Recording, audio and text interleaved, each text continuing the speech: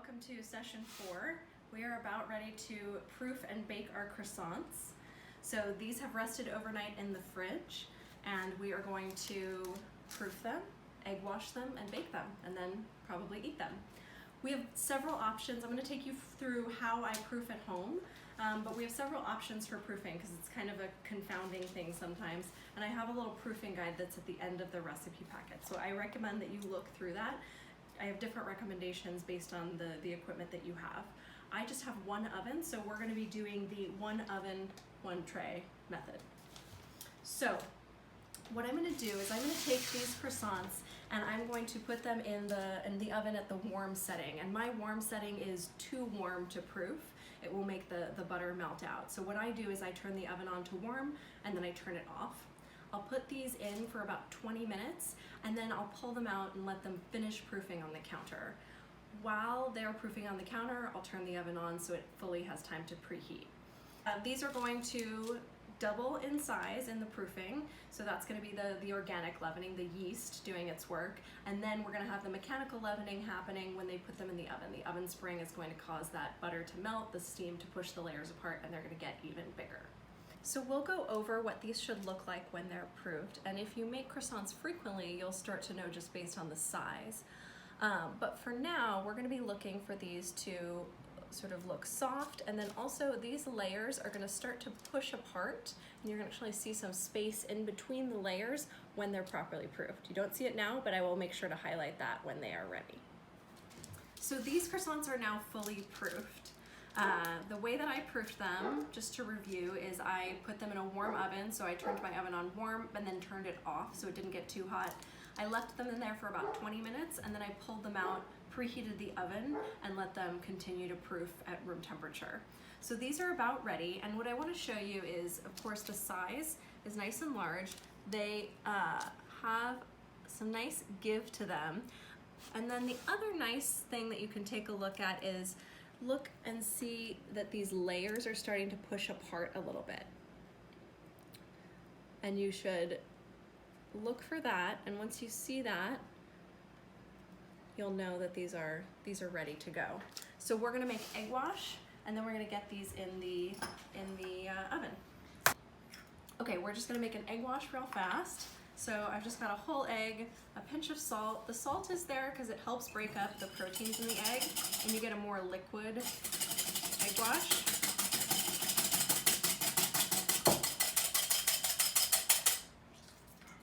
Okay.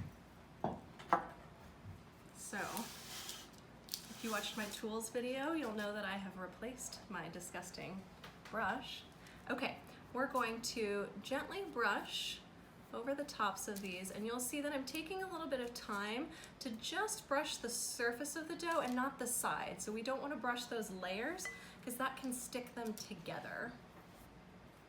And we want them to expand in the oven. It's okay if you get a little egg wash on them, but we don't want to deliberately egg wash that portion of the croissant. So I'm just getting all of the sort of surface portions of the dough. Now I like to do 2 layers of egg wash just because we get a more sort of caramely exterior, a darker color, and that of course also influences the flavor. So I go ahead and I egg wash these once, then I wait a minute and I egg wash them with a second layer. My oven is at 400 degrees. I've got a rack positioned in the middle, and I'm just gonna bake 1 tray at a time.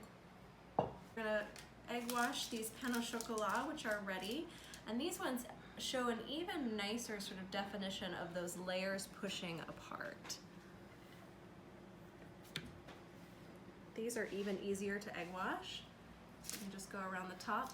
You do want to, because these are going to spring up in the oven, we do want to kind of get that underside so that we don't have like a large sort of white unwashed area underneath.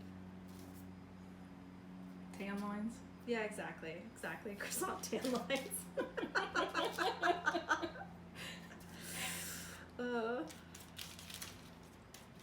Everybody, that was my friend Laura, who's been filming whilst wearing her mask.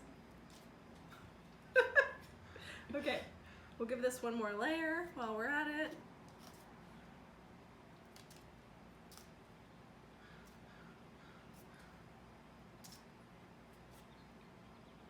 And again, we're avoiding getting those cut edges. So our croissants and pain au chocolat are out of the oven. I'm quite happy with how they turned out because I have the world's worst apartment oven.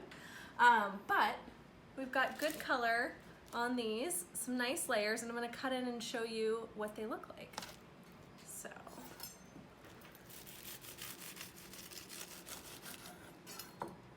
got a lovely spiral in there. And then just to show you kind of what we're working with, let's go ahead and pull one of these apart. We've got nice doughy layers in the center, crispy edges. Delicious. Okay. Okay, let's break into one of these pain au chocolat. This is still a little warm. It's looking really nice. Thank you so much for watching. Sorry, I'm being rude and eating already. I hope you enjoyed the class, and take care. Okay, bye. Okay, that was a fake goodbye. This is a real goodbye. I did realize in my haste to start eating croissants, I breezed through some of the times and temperatures. So let's go back over that. For proofing, you don't want to proof your croissants at more than about 100 degrees, or that butter can melt out and make those layers disappear. So when I was talking about the warm setting on my oven goes to 200, but there's nothing in between. There's off or there's 200. So I turn it on for a few minutes, preheat it slightly, and then I turn it off.